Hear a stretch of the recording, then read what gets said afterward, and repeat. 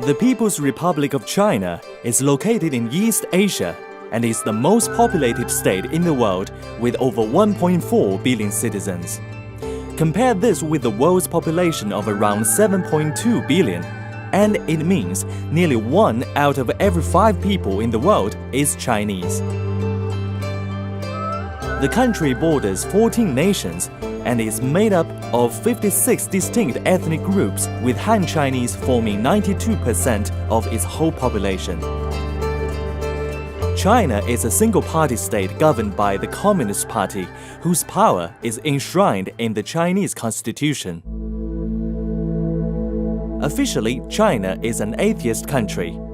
However, it does have religious roots that lie within Confucianism, Buddhism, and Taoism, from where many of its more moral and social values are derived.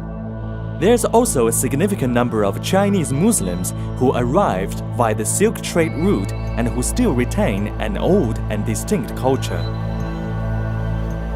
China has 2 special administrative regions, Macau and Hong Kong, that were created after the countries were returned to China in the late 1990s. They each have their own government, legal systems, money, and immigration. The People's Republic of China should not be confused with the Republic of China, which is Taiwan.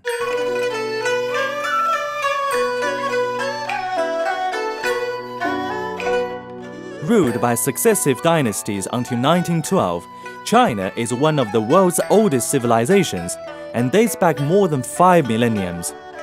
During this time, many great discoveries in the field of science and technology have been made, including the invention of printing, paper, gunpowder, and the compass.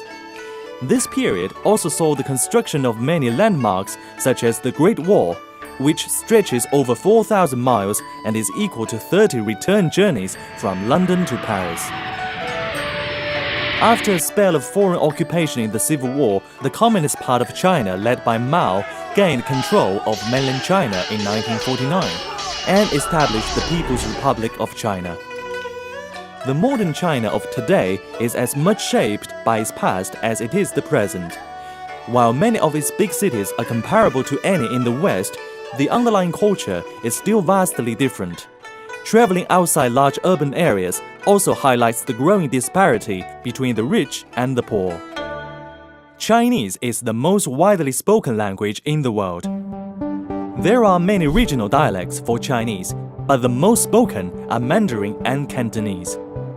Chinese characters evolved over time and from early forms of hieroglyphics. In total, there are over 50,000 characters. A well-educated person can recognize around 8,000 of these. Some 2,000 are required to read a newspaper. The Chinese zodiac, known as Shengxiao, is based on the 12-year cycle. Each year is related to an animal sign and includes the rat, ox, tiger, rabbit, dragon, snake, horse, sheep, monkey, rooster, dog, and the pig. It is calculated according to the Chinese lunar calendar. Chinese New Year is the grandest and most important of the traditional Chinese holidays and dates back 4,000 years. Traditionally, it's a time for families get together and feast, and give each other money in red envelopes. In fact, the color red is seen as a symbol of luck and prosperity. Windows and doors are decorated with paper cuts, a very distinctive visual form of Chinese handicrafts representing themes of happiness, wealth, and longevity. On New Year's Eve, it's traditional to set off firecrackers. Chinese New Year is important to our business, as many people chose to stay in our hotels during this time.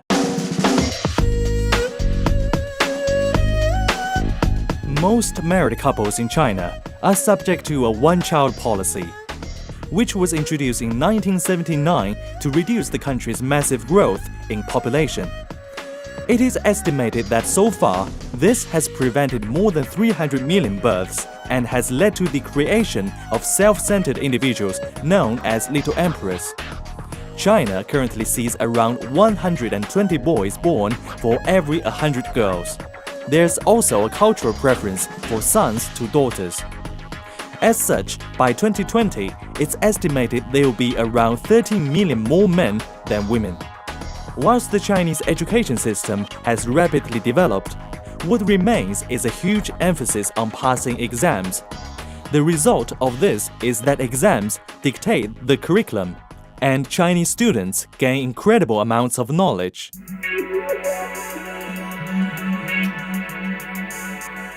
Since reforming economic policy in 1978, China's economy is nearly 90 times bigger and the fastest growing economy in the world.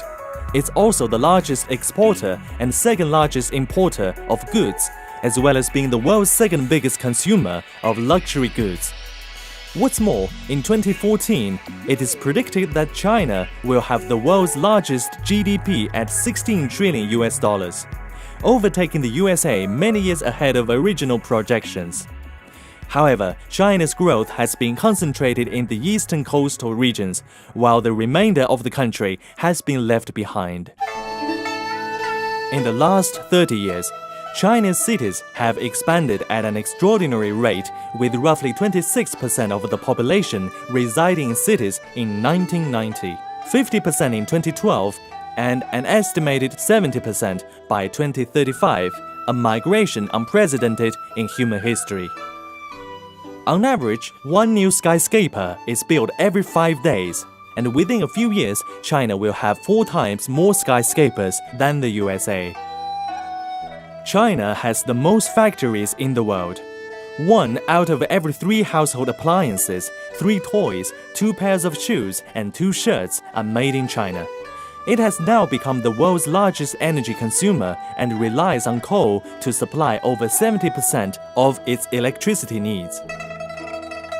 Leading Chinese environmental campaigners have warned that water pollution is one of the most serious threats facing China now. As such, with $56.3 billion invested in clean technology in recent years, China is now the world's leading investor in renewable energy technologies. It also produces more wind turbines and solar panels each year than any other country in the world.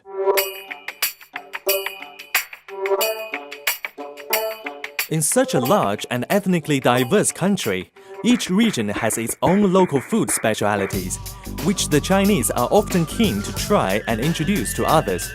Generally, you find hot and spicy food in the west and center of China, and cooler food in the north and the south.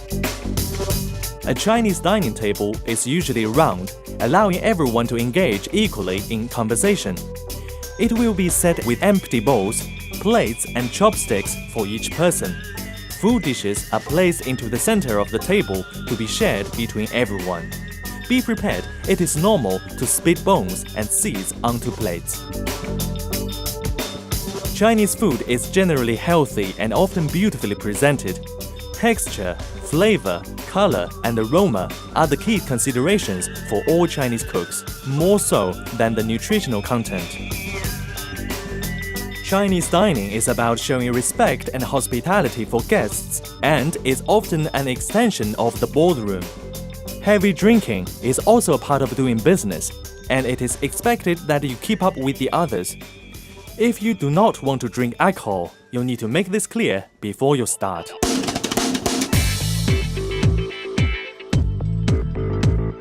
In 2012, the Chinese traveler spent $102 billion on international tourism, 40% up on 2011, making them the world's biggest spenders ahead of Germany and the USA.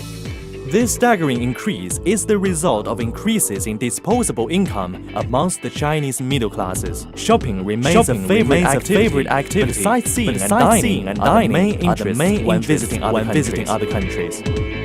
There has also been a shift away from traditional tours to more independent travel enabled by governments relaxing visa regulations and streamlining application processes.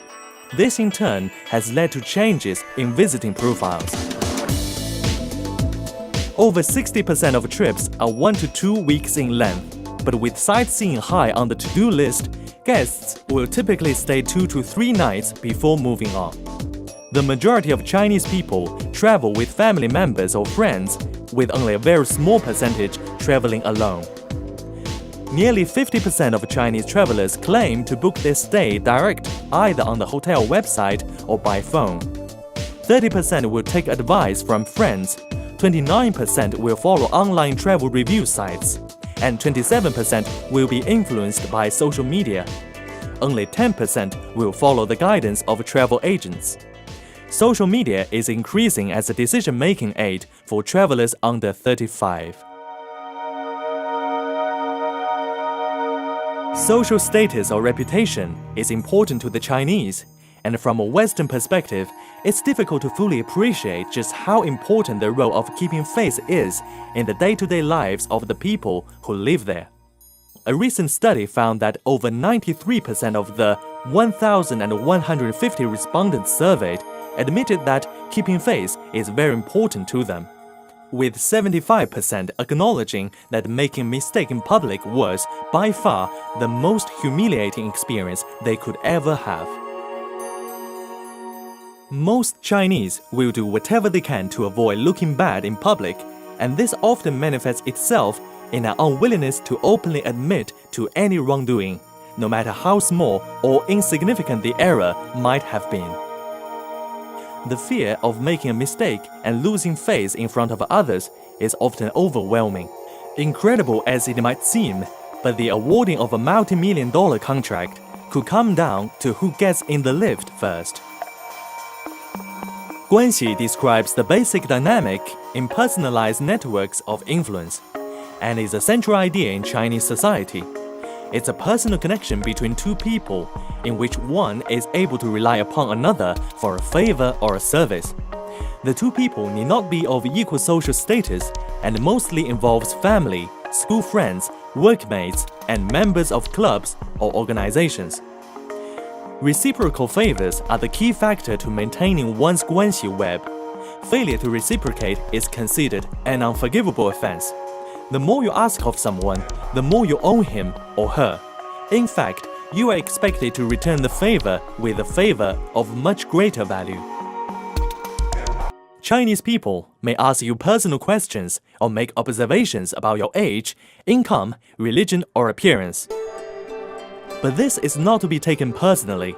Likewise, Chinese rarely say please or thank you, as it is seen as an unnecessary formality between friends or family. In the Chinese meeting, only the most senior attendees will talk, and all questions need to be directed to those speaking. Silence is not a sign of weakness in China. Often the unsaid message is more important than what is being said verbally. The Chinese believe contentment brings happiness, yet they often daydream about becoming overnight millionaires, believing the word of the fortune teller more so than having affiliation to any religion. To be successful with the Chinese requires many different ways of thinking. Overall, you find lots of extremes, but that's all part of the challenge and the main advantage in doing business here.